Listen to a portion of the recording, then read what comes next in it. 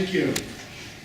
It's a great pleasure for me to be speaking in the Merchant's House again. I've spoken here actually several times in the past, and it's just such a fantastic room. And this week, I've actually done 2 talks for the Merchant's House Museum. The other one was on Monday night. It wasn't here. It was in the Jefferson Market Library, in the old courtroom of what was originally a courthouse, of course, the Jefferson Market Courthouse, and that is just one of the really splendid Victorian Gothic rooms in New York. And here on Wednesday, I'm in one of the really splendid Greek Revival rooms in New York. And, you know, life doesn't get any better than that. So I'm pleased with how the year is starting out. My talk tonight is, as you can see on the screen, about Lafayette Place and Lafayette Street. I have been fascinated by Lafayette Street ever since I moved to New York City 38 or whatever it is years ago. It's just at first what drew me to Lafayette Street was the late 19th century industrial architecture, of which at that time I was very fond. And then over the years, of course, I've learned more and more, and it seems to me that Lafayette Street is a microcosm of New York, maybe more so than any other stretch of road in the city. When I say microcosm of New York, I mean in the way that it has changed over time. Now, New York is a city where we're told the only constant is change, and throughout the history of the city, change has been very dramatic over time.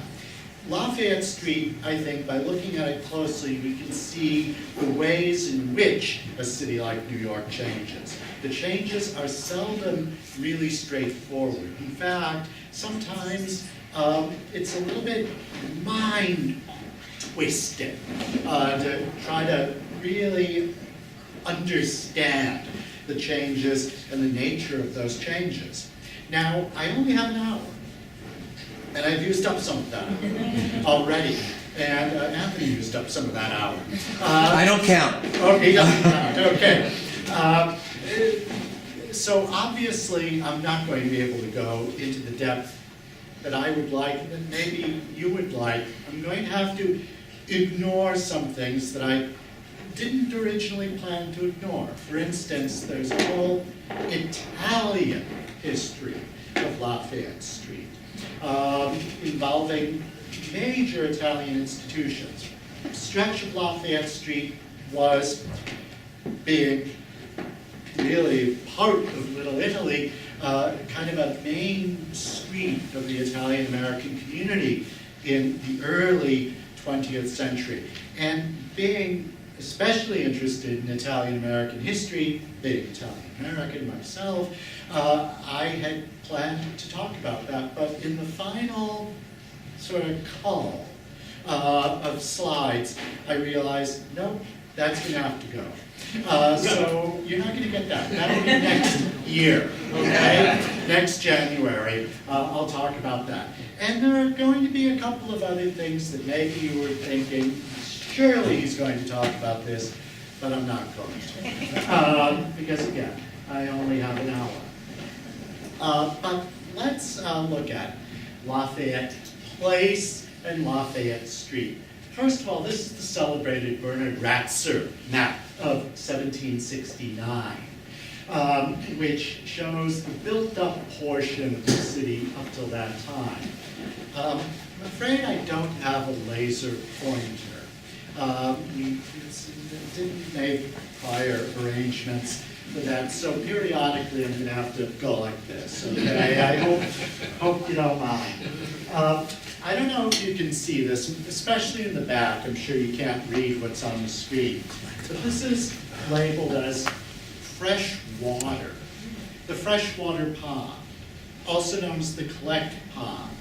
The lake that was part of Lower Manhattan at the time, I'm going to be talking about it more, but it was near Foley Square, okay? Roughly around Lafayette and Duane Streets. Thus, Duane Street, you all know where that is. This is outside the built-up part of the city in 1769. All these shaded blocks, these are the blocks with buildings on them. And we can see that everything in the city at that time was located south of the freshwater pond. In 1797, the city had grown a little bit. It surrounded, now it didn't even really totally surround the freshwater pond, which is right here, but it's inching northward in sort of ever so gingerly a fashion. Great rapid movement northward had not yet occurred. In 1807, we see from the bridges planned the city of New York of that year, the area that we're in right now. This is, again, 1807. And I'm wondering if, looking at this map and at the coordinates that I've indicated through those red PowerPoint arrows that I love so much, if you can tell what's missing from this map. We're going to stay here till you get it. No, this is north. This is where we are now. Lafayette. Lafayette Street. There's no Lafayette Street in 1807. This is Broadway right here, right? This is the Bowery. I have an arrow pointing to Art Street. You all know Art Street, of course. Art Street is actually the old name for Astor Place. So that's Astor Place right there. And Lafayette Street would be going right down the center of this big block.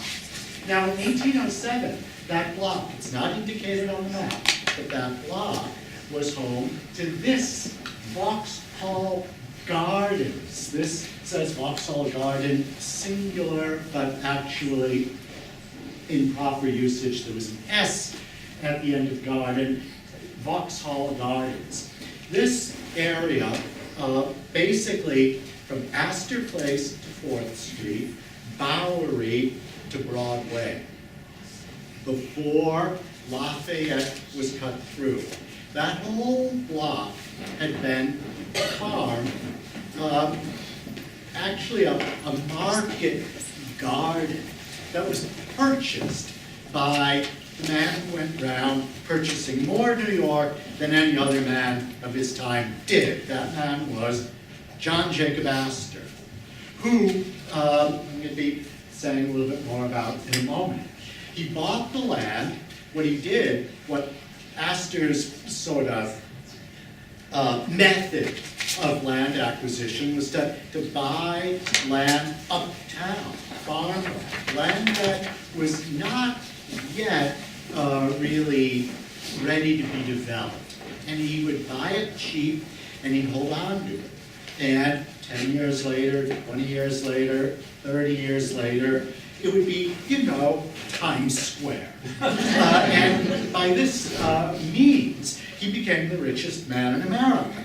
Well, when he bought this land, he didn't have any particular ideas about what to do with it, so he leased it to an impresario named Joseph Delacroix, who established on the land something called Vauxhall Gardens. Didn't actually establish it. Vauxhall Gardens had two earlier locations in Manhattan. This was its third location. What was Vauxhall Gardens? The picture doesn't really give you much of a sense of what Vauxhall Gardens was. It was what we call a pleasure garden. And in a travel book that was written by an Englishman named John Lambert, travels through Canada and the United States, 1808. The Vauxhall Garden, he said, is situated in the Bowery Road about 2 miles from the City Hall. It's a neat plantation with gravel walks adorned with shrubs, trees, busts, and statues. In the center is a large equestrian statue of George Washington.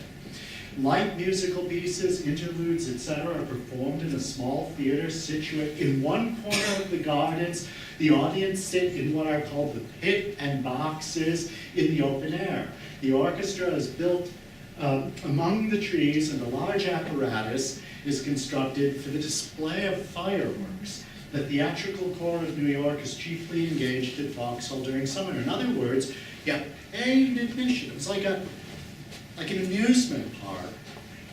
And it had places of refreshment. You could get ice cream, which was a very big deal back then. You could get beer. You could see shows, etc.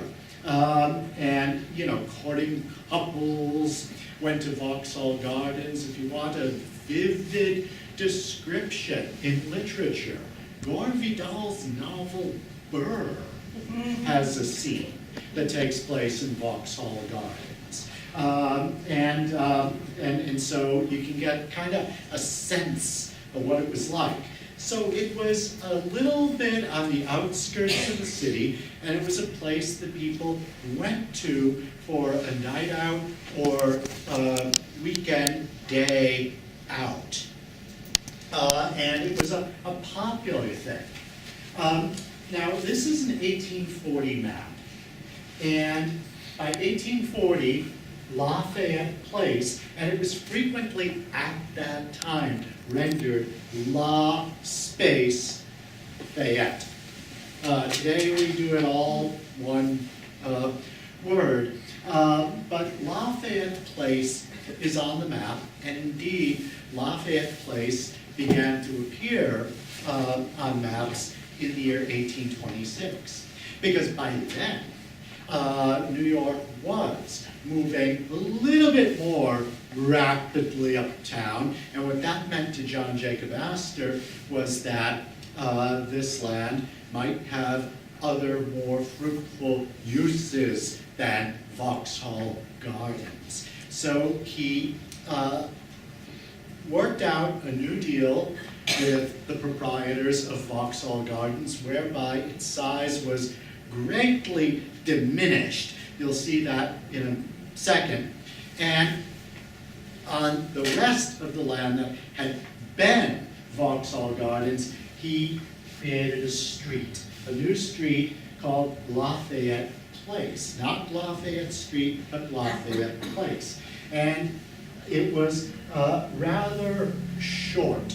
It began at what we call Astor Place, and it went south to Great Jones Street. And that was it. There was no Lafayette Street. It did not extend any farther south than Great Jones Street. This is the man, John Jacob Astor. It is widely supposed by people incorrectly that he lived on Lafayette Place. He never did. He lived on at the height of his wealth on Broadway near Prince Street. Two of his sons, however, lived on Lafayette Place, which may be why people think he did. He did not. But he was the developer, and he owned all the land around here. This is an 1852 map by William Paris, in which you can see Lafayette Place and an arrow pointing to what was left of Vauxhall Gardens. Imagine, Vauxhall Gardens had been all of this at one time, and now it was just this. And it was entered from the Bowery. Anyway, you also see arrows pointing to a couple of other things. The Middle Dutch Reformed Church. Is that, who's? It's me. That's you. Oh, yeah. Be careful. Okay, I thought it was me and I kept moving. Anyway, and then an arrow pointing to the Astor Library with, in parentheses, 1/3 complete, because in 1852, only the first of an eventual 3 sections of the Astor Library had been built. Now, I want to say a little bit about a subject that by now, too much has been said about. LaGrange Terrace. I mean, I remember a day when nobody knew anything about LaGrange Terrace, and now everybody's an expert on LaGrange Terrace. People have been to those wonderful evenings there and so forth. And as you may know, some of you, this talk tonight is co-sponsored by Institute of Classical Architecture and Art, and one of sort of the stalwarts, the architect Thomas Gordon Smith, himself made himself into a very, very great expert on LaGrange Terrace, and was responsible for getting bits of it into the Metropolitan Museum of Art. Anyway, LaGrange Terrace we also call Colonnade Row. Something that I might be of use for tonight is to tell you that you should call it LaGrange Terrace. You should not call it Colonnade Row. Colonnade Row refers to a building type. It's, in other words, there were many colonnade rows at one time in New York. The number has been greatly diminished over time. There's a colonnade row, however, still standing in Brooklyn Heights. So colonnade row is the building type. And this particular colonnade row was called LaGrange Terrace. Now, Lafayette Place was named by Astor after, obviously, Lafayette, the Marquis de Lafayette, who had only recently made his triumphant return visit to the United States. His first visit after he'd been here during the Revolution. And I once speculated in print that no man ever attended more banquets in a one-year period than did the Marquis de Lafayette on his return visit to America, because Americans were apparently really anxious to celebrate someone. He came right at the right moment, and it was like God visiting America. And after his visit, place names in America, I mean, look at all the Lafayettes and Fayettes in America. Lafayette, Louisiana, Fayetteville, Arkansas, Lafayette Place in New York. So many things were named after him. And as though naming the street Lafayette Place wasn't enough, LaGrange Terrace was named after Lagrange, which was the Marquis de Lafayette's estate in France. That's where the name came from. And it was a spectacular thing, LaGrange Terrace was. I say was. You know, it's still there. Part of it is still there. Less than half of it is still there.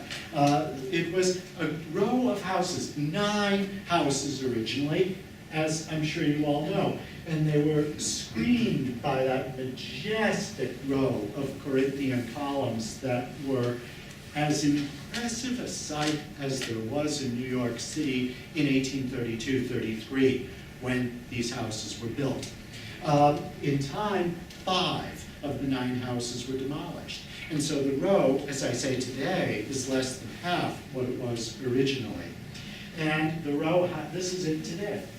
It's truncated, only 4 houses, and the state of deterioration is, how shall we say, advanced.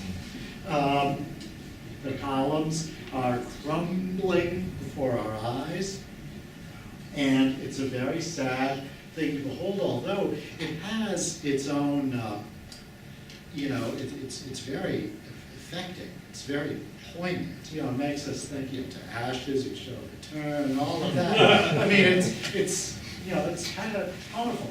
Anyway, somebody realized many years after 5 of the 9 houses were demolished, the year 1902, people at Delbarton School in Morristown, New Jersey, had always wondered what all those columns were, that were kind of like stuck in the woods. And through some investigations, it turned out that these were the parts of the 5 LaGrange Terrace houses that had been torn down.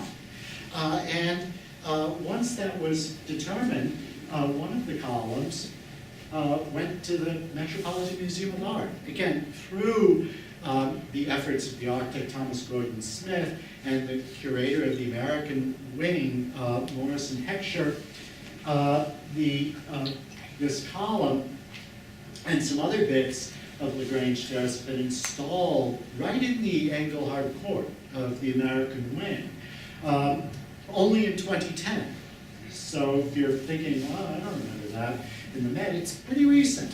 But there it is. We have the Capitol and the column base, and if you go to the Met, you can study this close up, and in a way that you can't when you're on the street.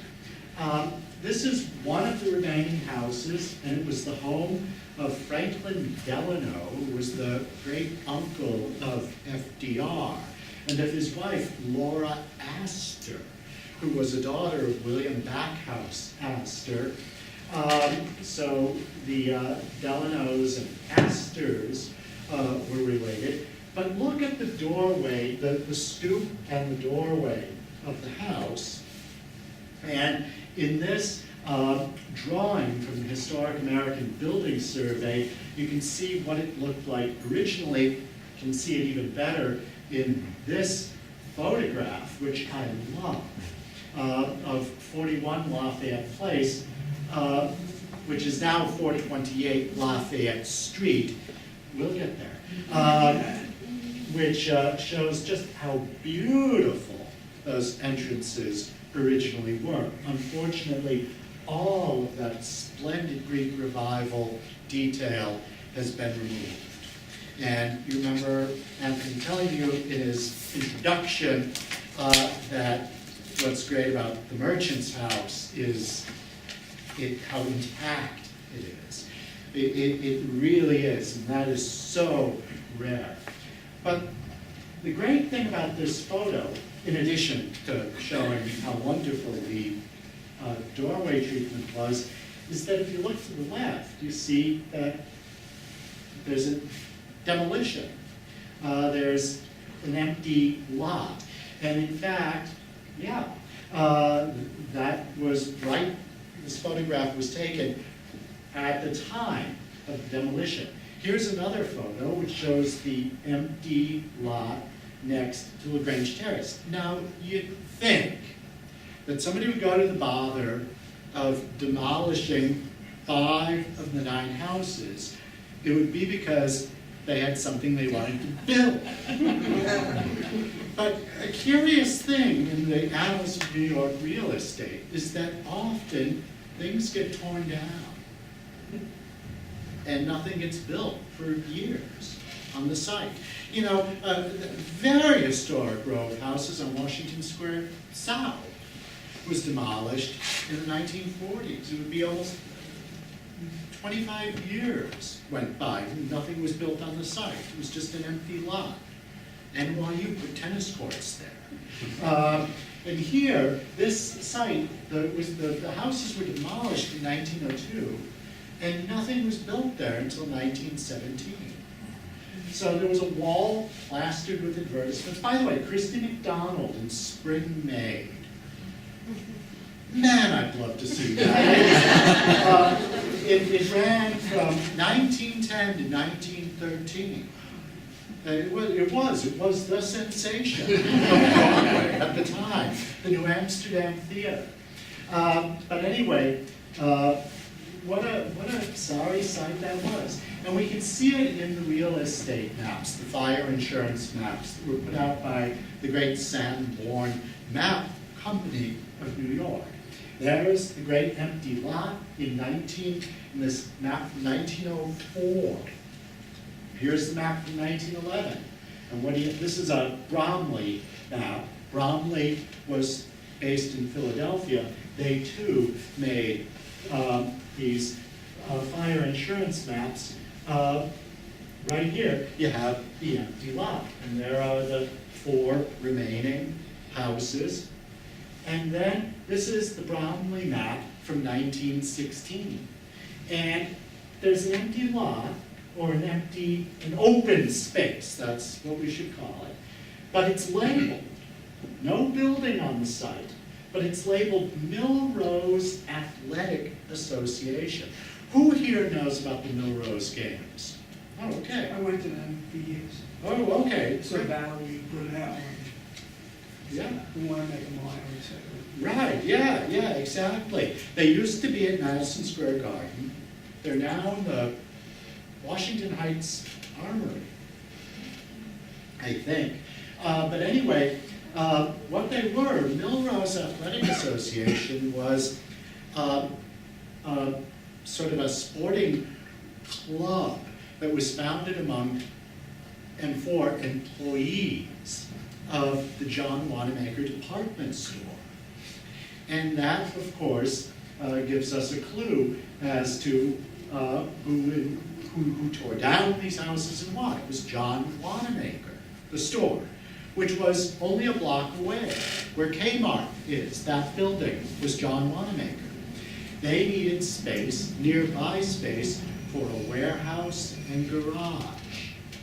And they tore the buildings down, but they didn't get around to building on it right away. And when their company athletic club needed space, they used that empty lot. And it appears on this map labeled Milrose Athletic Association. But it was short-lived. That was 1916, because construction on Wanamaker's warehouse and garage would begin in 1917 and be completed by 1919. And here we see it on the 1921 Bromley map. So here we are. There's LaGrange Terrace. To the right of it is 436 to 440 Lafayette Street. Warehouse building built 1870, 71, then to the left of LaGrange Terrace, there's that big, really big Wanamaker warehouse. It goes all the way through to Broadway. And one of the ironies, and New York abounds in ironies, one of the ironies is that what is the reward to this building for having been the result of one of the most egregious acts of architectural vandalism in our city's history? Its reward is that it is now a protected landmark. Because it is part of the NoHo Historic District. And as I say, it's a really big building. It goes all the way through to Broadway. Okay, so we're done for the moment with LaGrange Terrace. Let's look at another site nearby that has undergone some interesting changes. The Astor Place Opera House.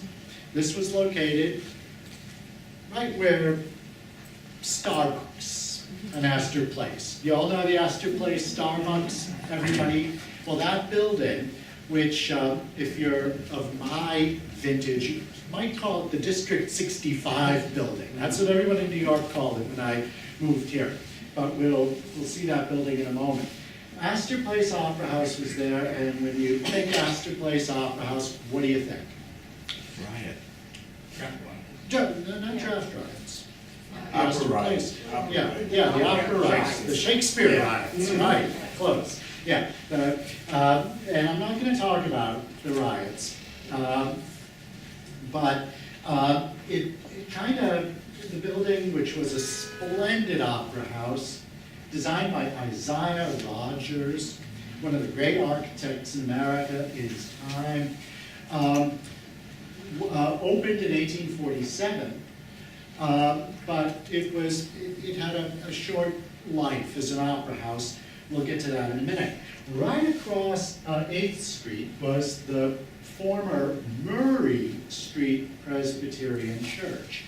Now, Murray Street Presbyterian Church is a very strange name for a church on 8th Street. But there's a story.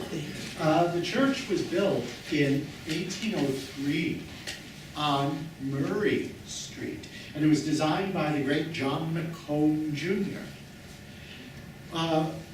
As its congregants moved uptown, they decided to move uptown.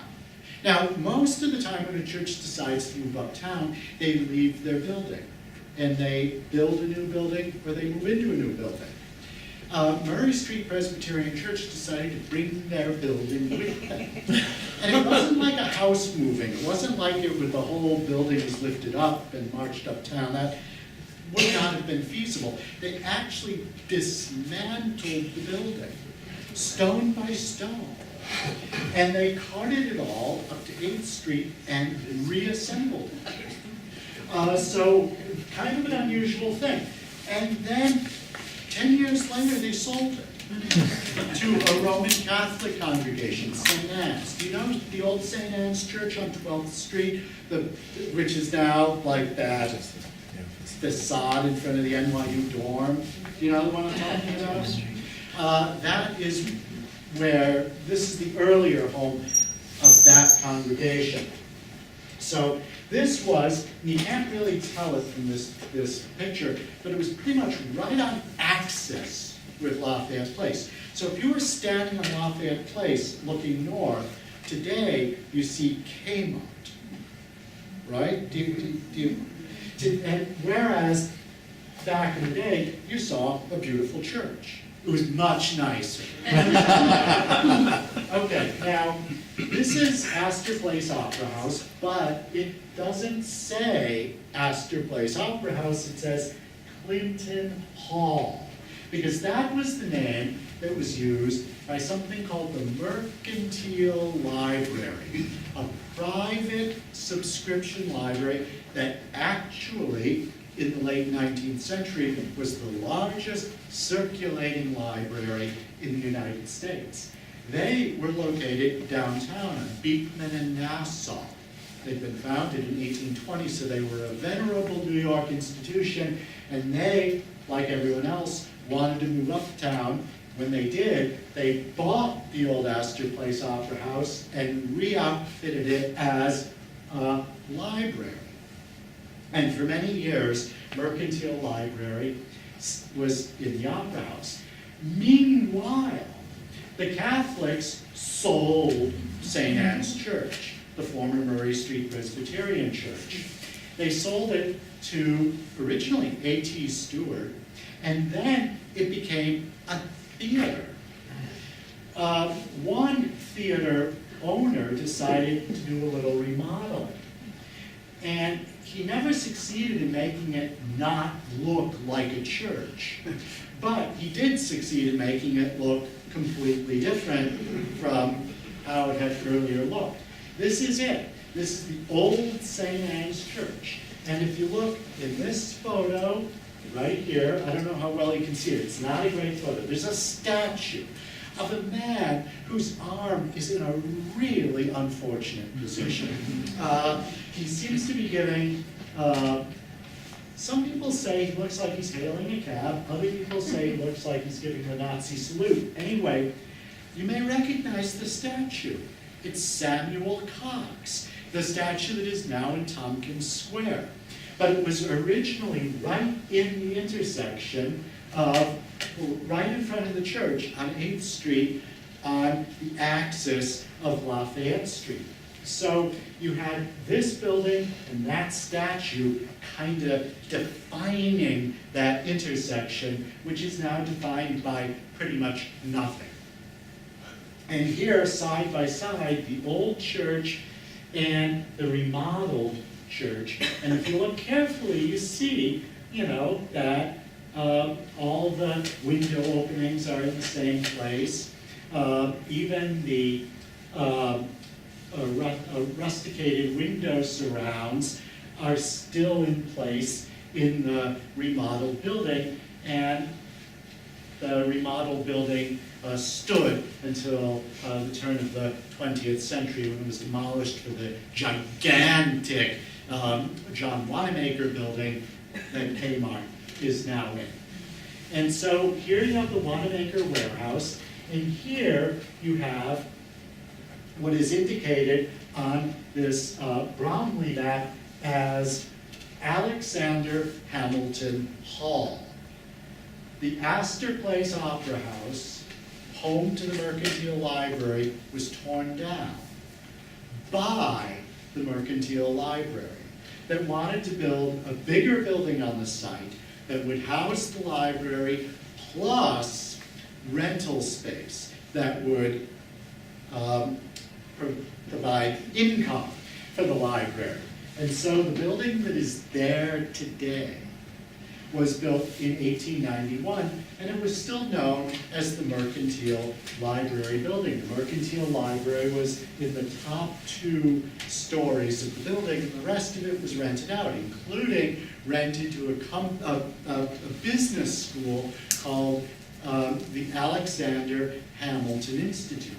In 1920, the Mercantile Library sold the building to the Alexander Hamilton Institute, and it became known as Alexander Hamilton Hall, and 2 stories were added to the top, and the building looked in 1920 exactly as it looks today. And the Mercantile Library stayed on as a tenant, but only until 1933, when they moved to their present location, which is on 47th Street between 5th Avenue and Madison Avenue. This is the Will Taylor map of New York, published by Galt and Hoy in 1879. I don't know how many of you are familiar with this map, but it was the most elaborate map drawn in perspective of New York City that had been done up till then. Many such maps have been done in this style, have been done since then, but this being 1879 just has a fascination that very few other New York City maps have, because every single building in Manhattan is shown, is actually rendered. And you can find this online with tools that allow you to zoom in on different parts of the city and find different addresses and what have you. But there's the Mercantile Library, there's the church, and here are a couple of other nearby neighborhood landmarks, Bible House and Cooper Union. Now, John Jacob Astor's son, who succeeded his father as the richest man in America. That often happens, by the way. His name was William Backhouse Astor. He lived right on Lafayette Place, in this house, 32 Lafayette Place. A nice, very chaste Greek Revival house, which was directly across the street from LaGrange Terrace. It was built in 1835, which means only 2 years after LaGrange Terrace. It later became, after Astor moved out in 1871, moved uptown. And by then, all the rich people who lived in Lafayette Place had moved uptown. It then became a very famous restaurant. Maybe the second most famous restaurant in New York after Delmonico's. It was called Sea Courtiers. And this photo that I found on the internet, that it wasn't easy to find, shows a dinner for the mural painter Henry Siddons Mowbray. If you've ever been in the Morgan Library and looked at the marvelous ceiling murals, they were by this man, Siddons Mowbray. Now, Thomas Benedict Clark is the speaker. Clark was an art collector who lived in the house that's now the Collectors Club on 35th Street. And he was often Stanford White's partner in Knights on the Town. So to use your imagination, all of which is to say that there is not a man present at this dinner whom you would leave in a room alone with your dog.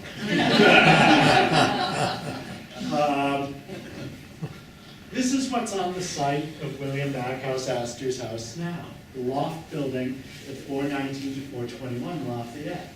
Because that was the fate of Lafayette Place, that as the splendid houses of New York's elite were demolished, they were replaced by loft buildings, often owned by those families. The families did not sell the land, the families moved uptown and then tore down their old houses and built loft buildings which housed factory or warehouse space.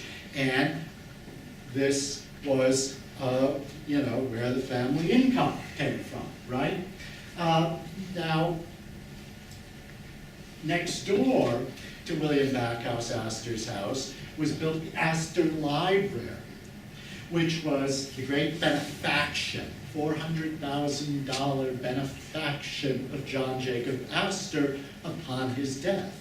It was to be the greatest library in America, as indeed for many years it was.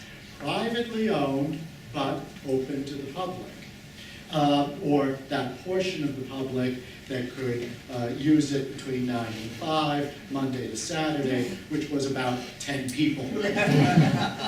And anyway, this was the original building designed by the German-born architect and one-time student of Schinkel, Alexander Seltzer was his name. And it was a nice building, and it had the greatest library in America. When this opened in 1854, January 9th, 1854, in case you were wondering, it housed 100,000 books. The Harvard University Library had 75,000. The Library of Congress in Washington had 50,000. This was the largest library in America. It later became part, as you know, of the New York Public Library. This was a preliminary design by Alexander Jackson Davis. I think certainly one of the 5 greatest never built buildings in New York. What a wonderful building that looks like it would have been, but they went in a different direction. As the library grew, so too did as the collection grew, so too did the building.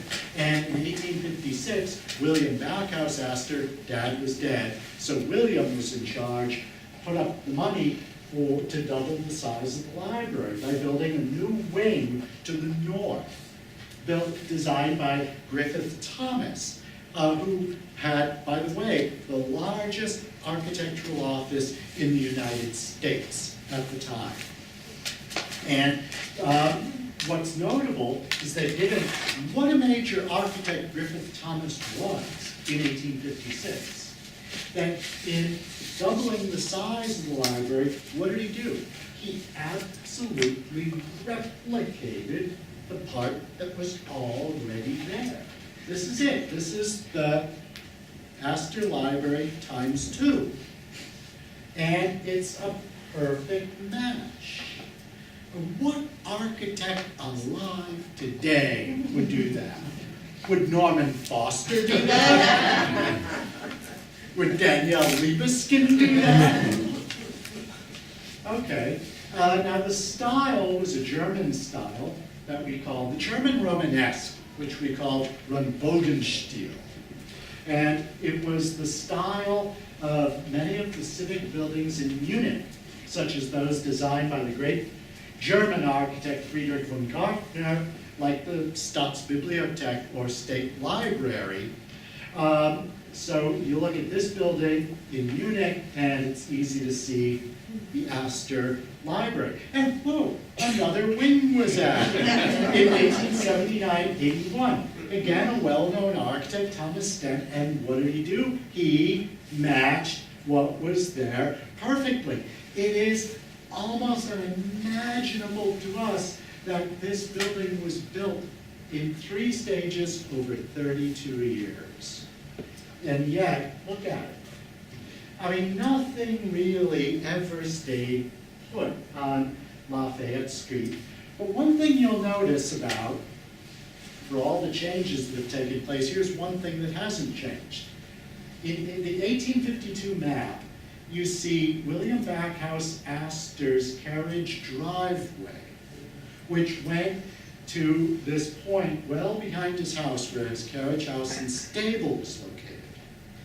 And on a 2018 map, the driveway's still there. I mean, of all the weird things that should never have changed on Lafayette Street, there's the house, there's the driveway, okay? And there's the Astor Library, there's the driveway, and there it is again. The driveway is still there. So, it provides, access, the loading dock of the public theater, which is what the Astor Library is now, as you all know.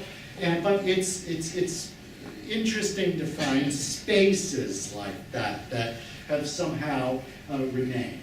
Now, back across Lafayette, there's LaGrange Terrace, as it was originally, before the 5 houses were torn down. At their southern end, they yielded to this building, which was known as Diocesan House, church offices. And it was an elaborate building designed by Renwick, Aspinwall, and Russell, architects for the Roman Catholic Church, St. Patrick's Cathedral, etc.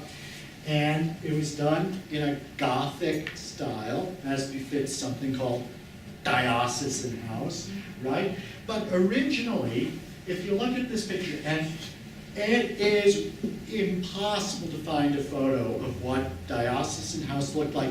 It wasn't a new building. It was a row house that was remodeled.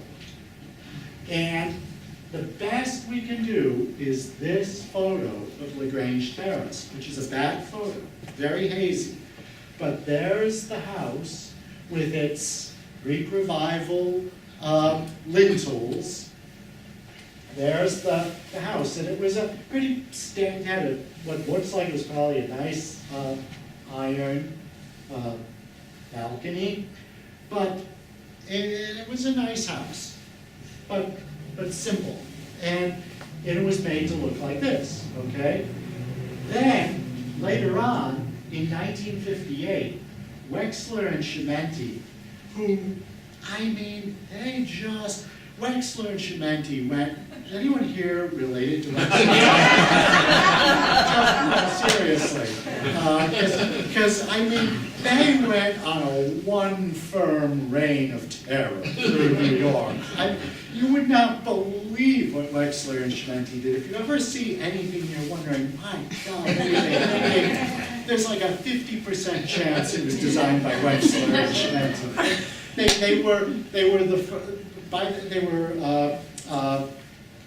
What's his name? Bernard Spitzer's favorite architects. Anyway, they didn't tear down Diocesan House. They simply did a very sleek remodeling. Yeah. Right here. So the next time you walk past, it's now an apartment building, which is kind of just a weird thing to have been like right on Lafayette Street, surrounded by these big warehouses in the first place. But there it is. I'm going to guess that 9 out of 10 of you in this room, everyone in this room has walked down Lafayette Street a million times.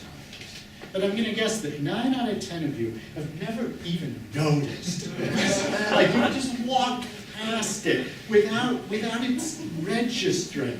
But there it is, and it's really, I mean, that's it. That's Diocesan House. It was never torn down. It was only remodeled. And just what a strange thing that is. Okay, so. Sorry. Okay, it's okay. Okay, so here's an 1879 map.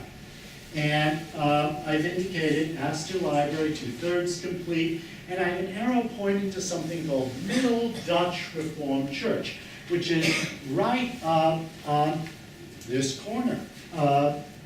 Lafayette and East 4th Street. It's right across the street, right where La Morrone now is. And there it was really one of the most beautiful churches ever built in New York, designed by Isaiah Rogers, built in 1839. It was short-lived. It didn't even make it 50 years. And 1887 is when it was demolished. And this is what is on the site now, a loft building by Cleverton and Putzel, which is itself a valued landmark building. And then a block away, Great Jones Street, on the northeast corner, was the original St. Bartholomew's Church.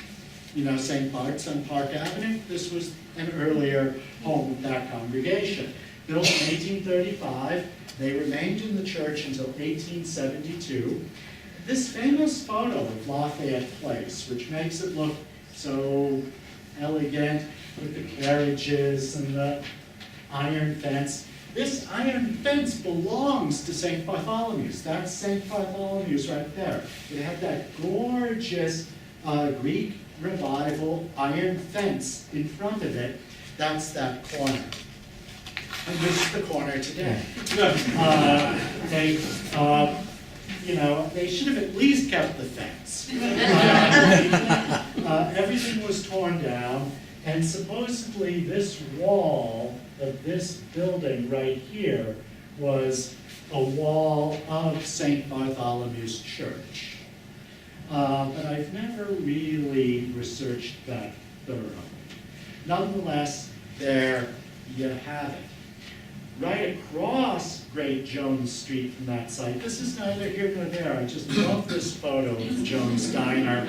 So I thought you should see the Jones Diner and then see that the Jones Diner isn't there anymore, which was a terrible loss, not what we would call loss of an architectural landmark, but a great loss nonetheless. Now, across Lafayette from St. Bartholomew's was the home of Peter Schermerhorn.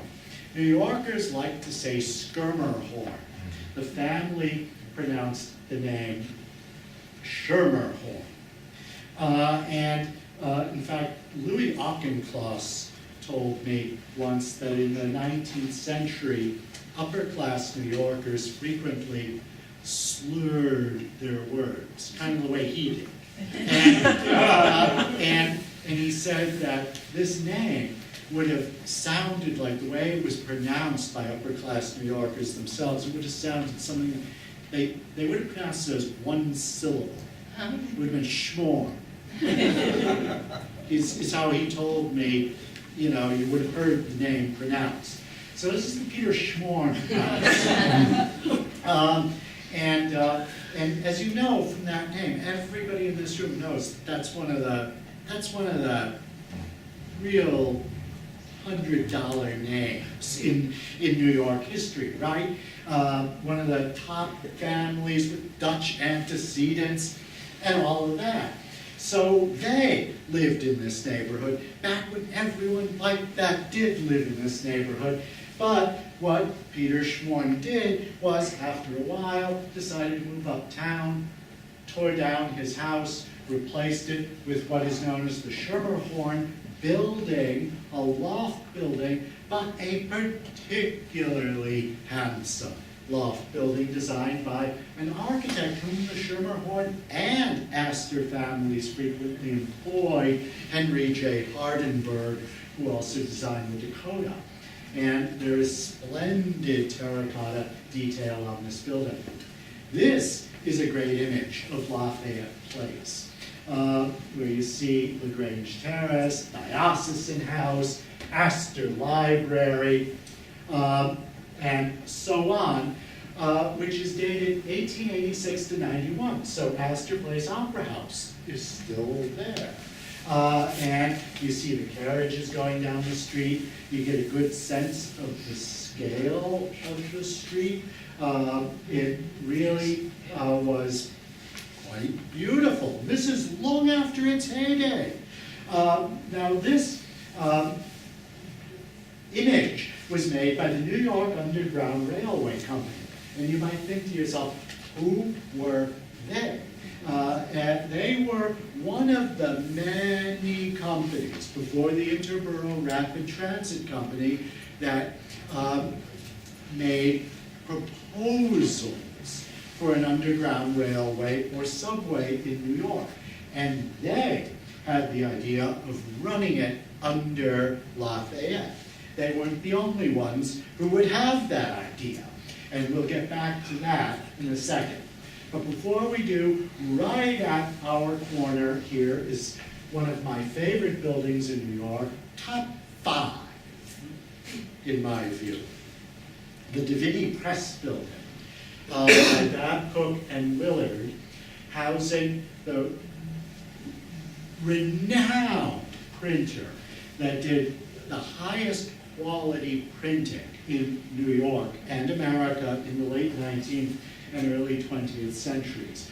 All of those, the magazines of the time that were the most beautifully printed, like Scribner's Magazine and The Century, for whom, by the way, Divinity Press developed the Century family of typefaces, the Century Dictionary, etc.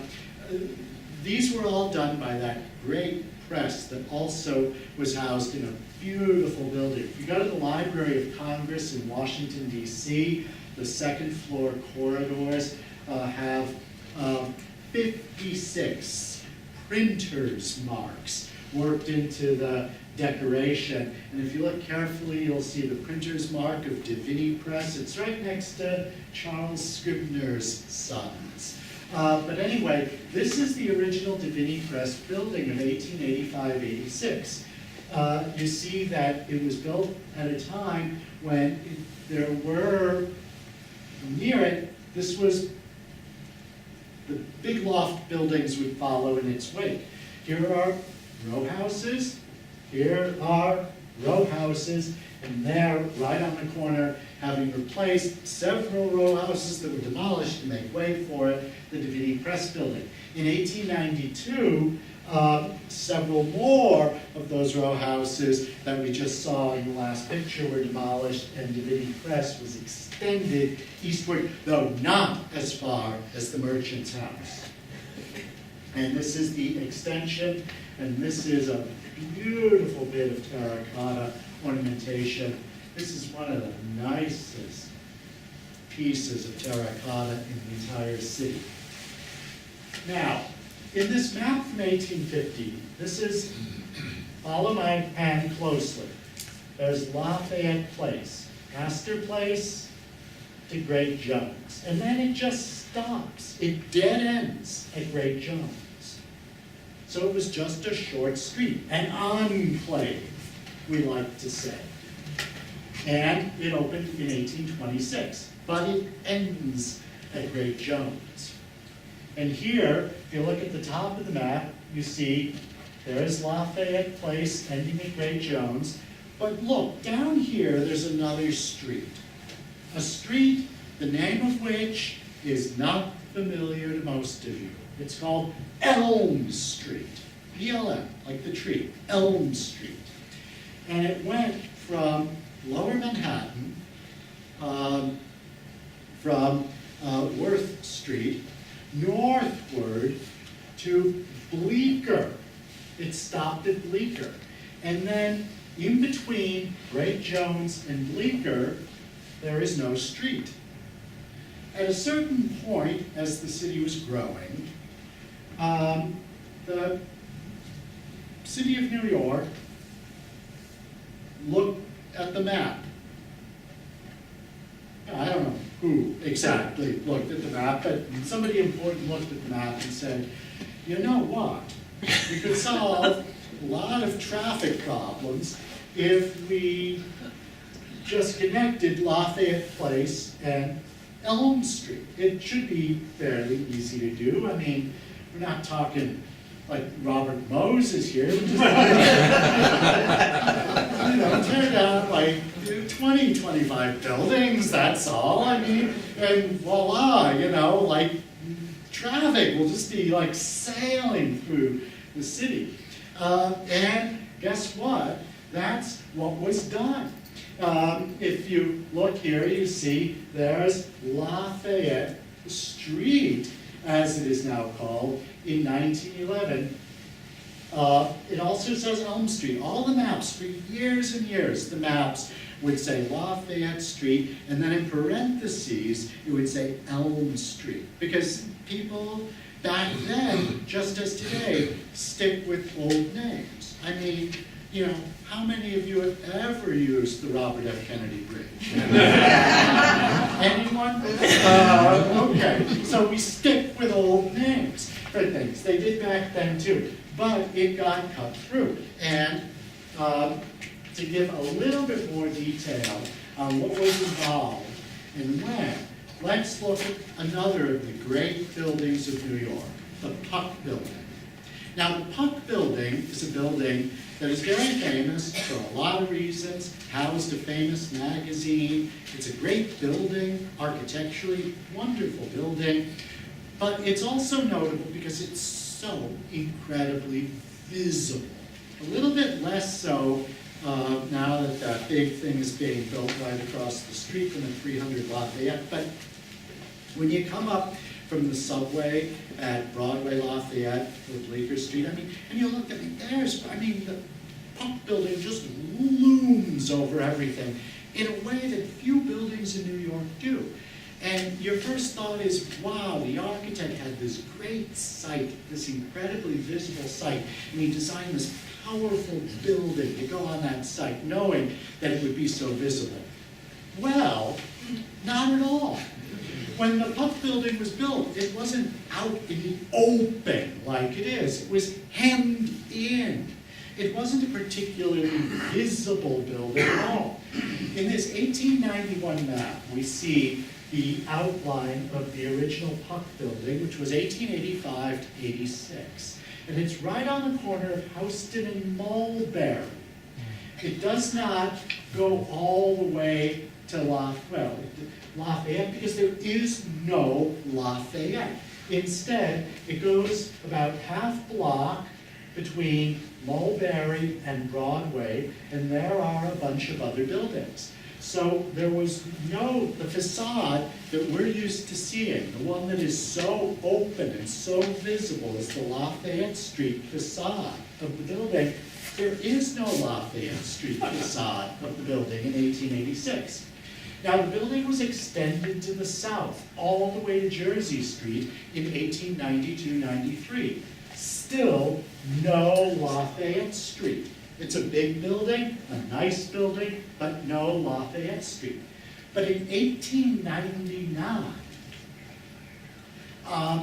things changed for the Puck Building, because suddenly it had a new facade on Lafayette Street. As a matter of fact, the Puck Building lost 2/5 of its west side when Lafayette Street was built, because Lafayette Street was built right through the Puck Building. It was sliced off. This is a photo showing construction in 1900, and there is the Lafayette Street front of the Puck Building, which was brand new. The Puck had to bring back its architect to give the building a new facade on the new street. It was a very unusual situation. So this is the Puck Building circa 1892. And this is heading west. You see 5 bays. 1, 2, 3, 4, 5. Right? This shows a photo of the building in 1940. How many bays? 1, 2, 3. Originally 5. These 2 were cut off. They were just locked off. This photo, by the way, is a real find. It's a Jacob Riis photo showing demolition for the southern addition to the Puck building. Anyway, this is the new 1899 facade. I mean, they had to think fast, and it's pretty nice.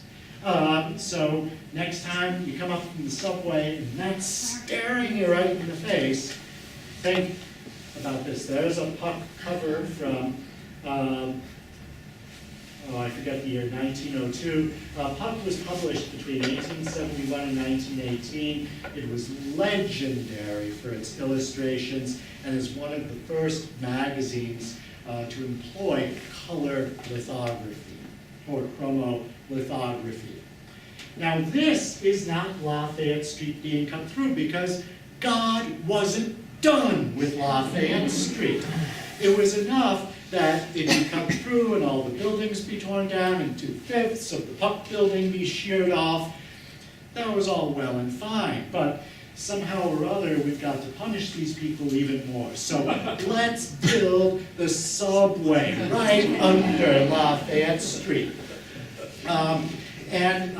And so that's what New York did. The original IRT line, 1904, goes right under Lafayette. And the stations along Lafayette, Spring Street, Astor Place, etc., are all among the original 1904 IRT stations. Now, finally, I want to talk about a little bit of Lafayette Street downtown.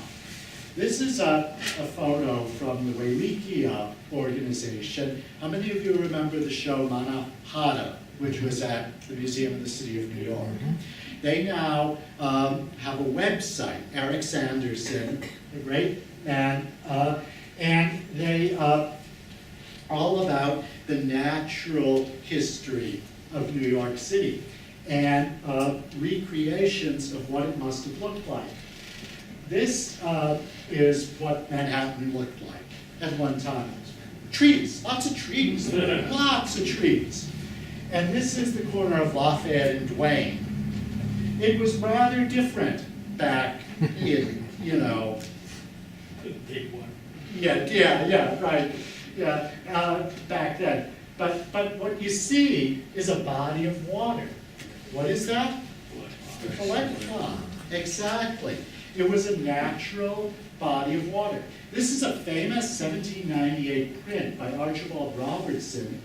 This is in the Met, showing the collect pond with this really high, 110-foot high hill known as Bayard Mount.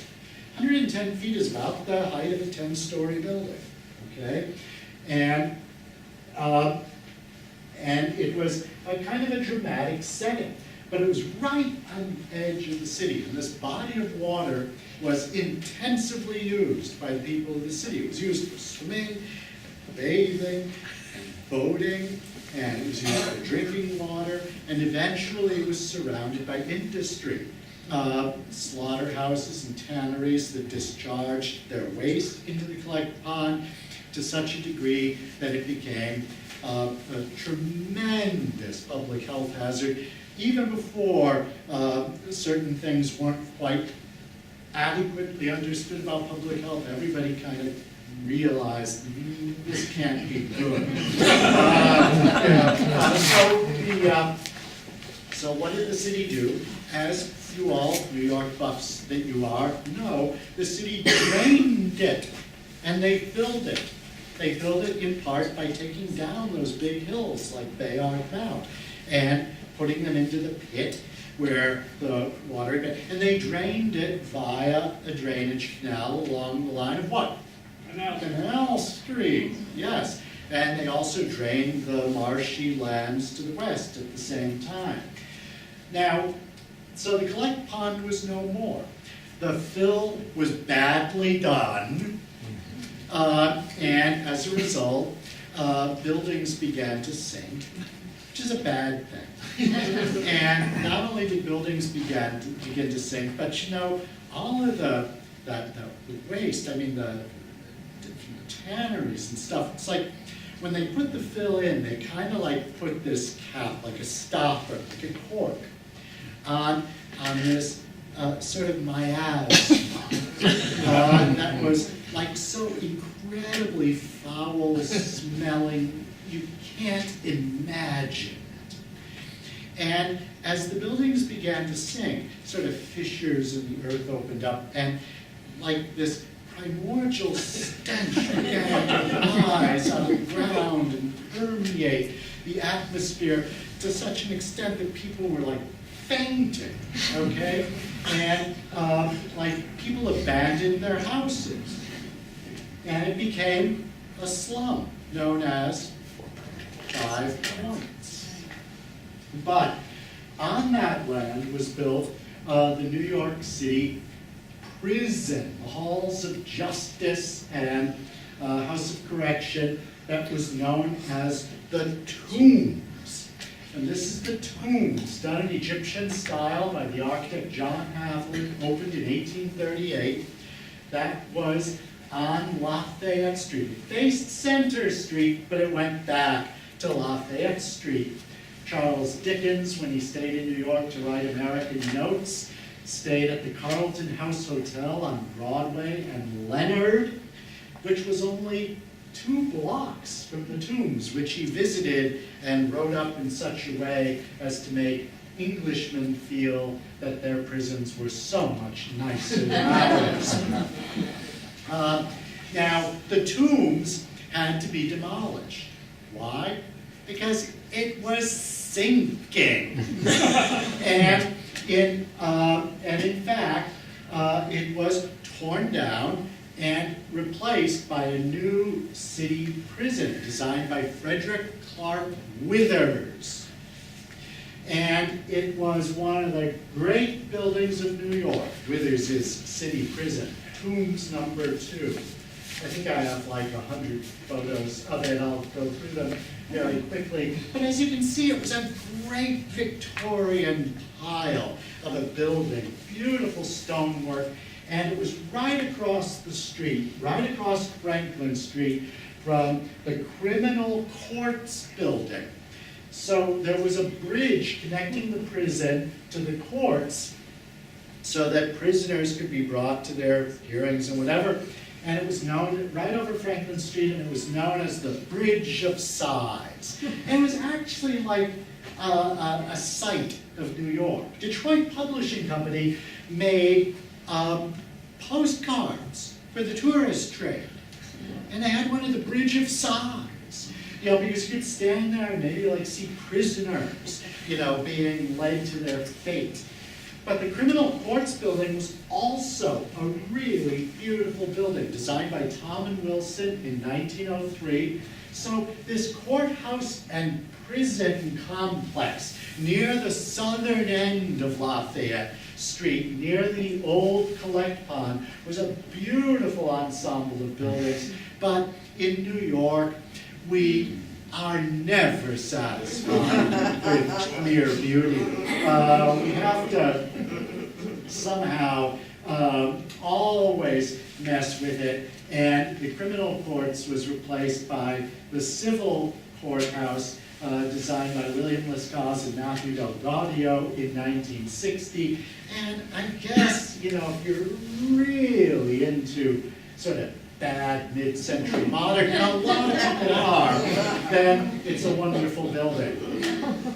But I just want to end my talk with 2 notes about how Lafayette Street has been remembered historically through design. One is by saying something about Collect Pond Park, which is on Lafayette between Leonard and the line of Franklin Street, where the city prison used to be. The current prison, remember it was briefly called the Bernard Carrick Correctional Facility, is on the other side of Center Street. So it's not on the same site that the first 2 tombs were on. What's on that site now is a park. There used to be a park on that site which was really dismal. Then it was designed with kind of like a high concept in 2008, where was built in the park that was roughly in the shape of the collect pond. Obviously not nearly as big or as deep as the collect pond. In fact, it's not deep at all, and that's because the city was afraid of, you know, like little like Tribeca children falling in and drowning. So it's very shallow, and nonetheless, it was kind of a cool idea. It had its critics because, you know, I think some residents of the neighborhood wanted more recreational amenities or something in the park. But anyway, but there it is. And Collect Pond Park and nearby Thomas Paine Park are near the southern end of Lafayette today, both recently redesigned parks, very pleasant places. And this statue of Abraham de Peyster by George Edward Bissell, which was in Bowling Green for so many years, 1896 to 72, then moved to Hanover Square from 1976 to 2005, reappeared in Thomas Paine Park in 2013. And I gotta tell you, I know that the things that make me happy are not necessarily the things that make you happy, but whenever I'm feeling blue, I just remember the 2013 reappearance of Abraham in Thomas Paine Park, and I start to smile. And the other thing that I want to mention, going back to the northern end of Lafayette Street, is that that original IRT station at Astor Place was a horrible mess in the 70s and early 80s. And as a result of the Adopt a Station program that was originated by the Municipal Art Society, the station was completely renovated between 1984 and 1986. One of the old kiosks was recreated in 1986. Yeah, that kiosk is from 1986.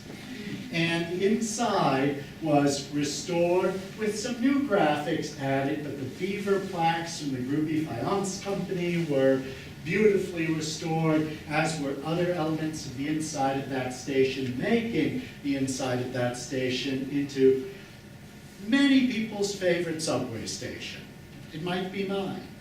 And that too was a kind of way through design of acknowledging something about the history of Astor Place. The beaver, by the way, refers to the origin of John Jacob Astor's fortune. He came here and got into the fur trade, particularly beaver, and made a bundle of money in that trade that he then invested in New York real estate. And by the way, we reckon in adjusted dollars that John Jacob Astor is the fourth richest American of all time. His fortune in adjusted dollars is greater than that of anyone alive today. Greater than Jeff Bezos, greater than Bill Gates, greater than Carlos Slim, greater than anyone alive today. And we remember him through a terracotta beaver.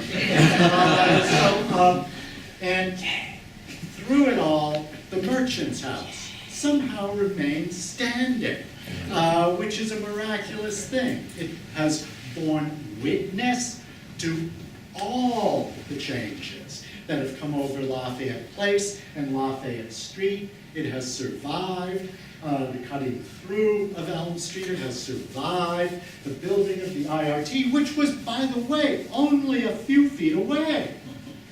I mean, if there's anything in history that gives us hope that Merchant's House will survive the current ordeal, it is that it survived the subway.